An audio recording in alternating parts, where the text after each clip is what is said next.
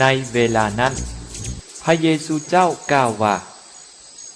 บุตรแห่งมนุษย์จำเป็นจะต้องรับทนทรมานหลาย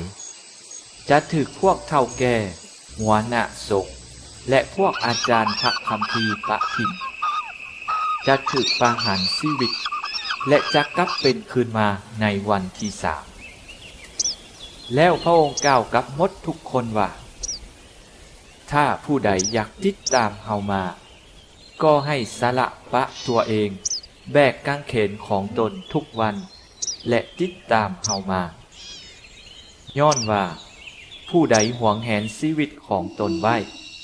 แม่นเฮ็ดให้ชีวิตเสียแต่ผู้ใดยอมสละชีวิตของตนย้อนเฮาก็แม่นซอยเอาชีวิตนั้นให้ฮอดดังนี้จะมีประโยชน์หยังแก่คนผู้ได้เป็นเจ้าครอบครองโลกทั้งหมดถ้าว่าตัวเขาเองต้องพินาศหรือต้องโทษ